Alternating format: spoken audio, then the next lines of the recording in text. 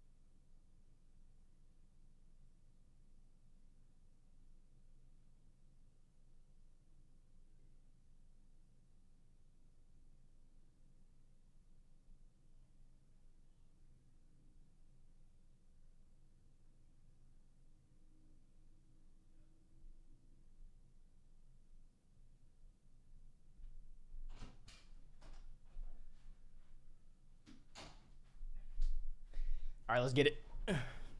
Kids waggling their fingers hissing red rum, he laughs good-naturedly, yes, very occasionally, but enough for me to know I had to downplay it. As a teacher, you're supposed to be in control, which has got to be an outlook shared by Carrie Henn, who also ditched Hollywood to work in education. Who?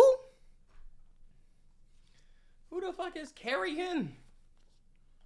After playing the character Newt in the 1986 classic Oh, shit. Alien. Aliens, Henn decided not to pursue full-time acting and instead I mean, does sis even talk in a movie? Look at her. Look at her. Yo, oh wait, I already told y'all about it. 65. That 65 movie. You kind of, because the reason why I brought that up was because the girl in the movie, like, didn't speak English. And she was just kind of there. I don't know. The movie was weird.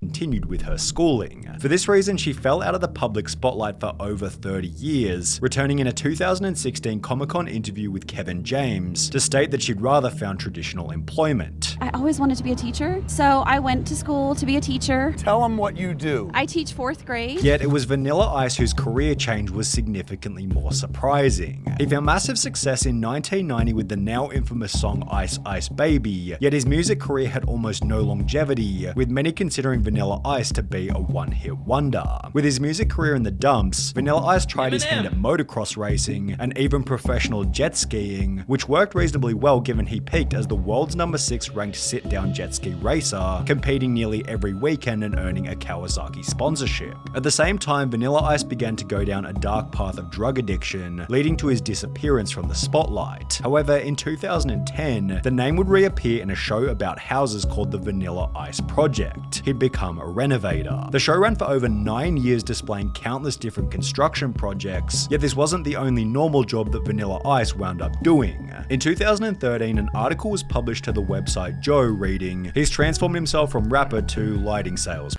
You know who's doing good? The girl from Matilda.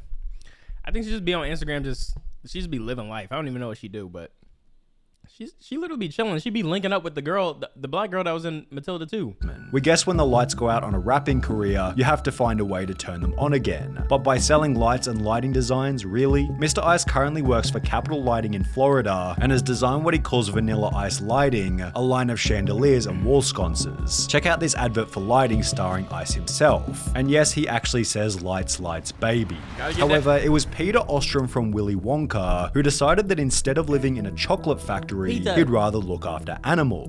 Shortly after appearing in the film, the Ostrom family purchased a horse, sparking what would become a lifelong interest in farm animals. After finishing high school, Ostrom worked in an equestrian center in Pennsylvania, which was followed by his college graduation with a veterinary degree, having been inspired by the vet who looked after the family horse. I can remember the veterinarian coming out and taking care of the horses, and it made a huge impression on me. This person really enjoyed what he did for a living. My father was a lawyer and I really didn't have a clue what he did all day, but I knew exactly what the veterinarian did. Someone making a living from something he enjoyed so much really sparked my interest. Ostrom was so entrenched in the idea of becoming a vet that he never returned to Hollywood. His one and only acting role, Willy Wonka and the Chocolate Factory, having stated, "Acting was fine, but I wanted something more steady." I wonder how much he got for that. To find something that you love. I wonder how much he got for that, and I wonder if, like, well, probably not, probably based on the contract he signed, but I wonder if old actors, when their movies get booted? Like, do they get a percentage or something? You know?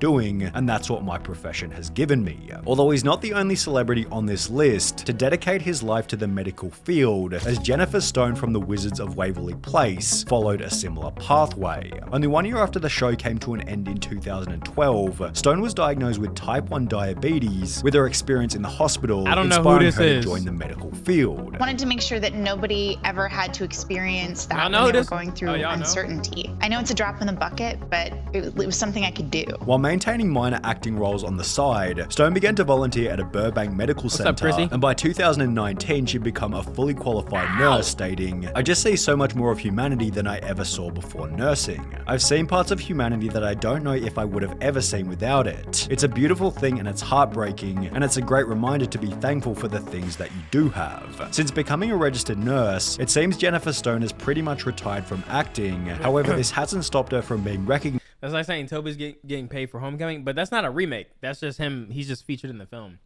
I'm just talking about, like, you know, we got the original Ghostbusters, and then we got this new Ghostbusters with all women. It's literally still the same Ghostbusters. I'm wondering if, like, it's not the actors, like, what about the directors or, like, the person who came up with the idea? Like, you know? I don't know how that works. There must be nothing, like, no payment to it, because I mean, niggas are making reboots out the ass. Holy shit. By some of her patients. And I had a lot of patients that are like, why are you here? Like, what are you doing being a nurse? But whatever happened to the Shermanator from American Pie? Well, according to IMDb, real name Chris Owen continued to land role after role following the iconic performance, yet on the 28th of September 2012, a post was made to Reddit reading, "At a sushi restaurant in Santa Monica, the Shermanator was my waiter." Approximately 1 year later, additional photos were sent to the Radar website with a... Bro, y'all gotta stop doing this, man. Just taking pictures of people and like that's just kind of weird, man. And come on, man, he's just trying to do his job. Sender stating it was kind of funny watching the Shermanator serve at a sushi restaurant. It was also sort of sad to see how quickly and easily an actor can fall from fame. No one in the restaurant even seemed to recognize him. Yeah, maybe he wanted to keep it that way. Like, do people ever think that maybe they're not like depressed or sad, or like maybe they're perfectly content with the choices that have happened and led to where they are now? Not everybody's just down in the dumps. It was kind of funny watching the Shermanator serve at a sushi restaurant. I don't get how that's funny. I don't know. People are just weird, bro.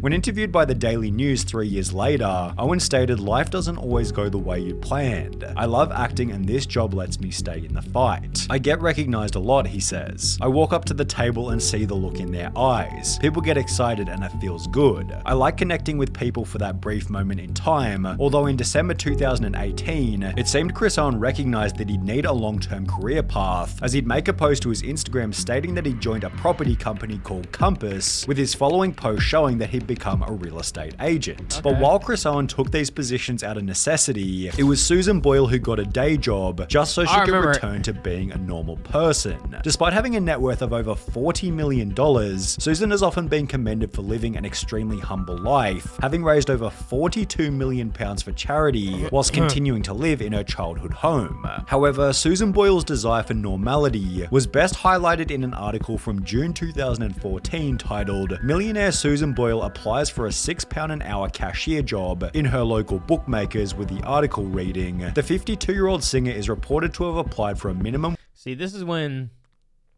you so rich that you just get bored and you just do shit for the hell of it. Wage, £6 an hour cashier's job after spotting a job advert in the window of her local bookmakers, Ladbrokes. Upon reading the advert on Thursday afternoon, Susan entered the premises and spent around 5 minutes talking to the shop's deputy manager David Kaur, 28, about the role. Susan Boyle walked into the shop and inquired about the job advertised in our window. We were all in shock. Obviously she doesn't need the money, so I think she saw it as a way of getting her out of her house and taking her mind off things, with the article also implying saying that it'd be a good way for her to reintegrate with the local community. Interestingly, it seems Boyle didn't end up getting the job. However, Kevin Jonas was a little more lucky. When the Jonas Brothers took a hiatus back in 2013, two of the brothers pursued their own solo projects, yet the third brother, Kevin, decided to leave music altogether and walk a slightly different path. He dived into the world of construction, creating a property development business called Jonas Werner, and would also become the co-CEO of a social media business called the Blue Market Company. But while you could still consider this far from a normal job, it's time to talk about Nikki Blonsky, who's perhaps one of the greatest examples of giving up fame to go back to a regular life. Blonsky's first ever acting role was in Hairspray the movie, so it was kind of funny that only 4 years later, she'd get her cosmetology license before landing a job as a hairstylist in her hometown. Superstar is happy to announce our newest employee, our cosmetologist Nikki Blonsky from Hairspray, which was followed by a tweet to Nikki Blonsky's Twitter confirming her new part-time position.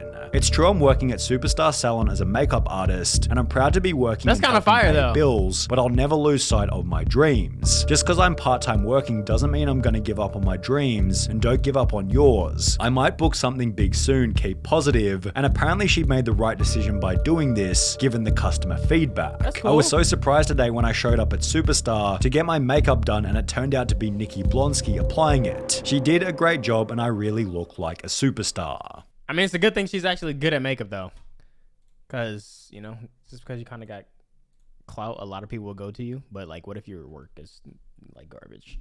Like, what if your work is like actually garbage? You know? Okay, chat.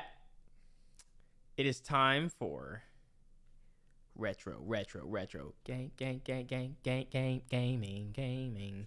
Now I got a question. I'm gonna wait to record this. I'm gonna wait till I'm recording because I'm still recording. Bye, motherfuckers. Why you on my day?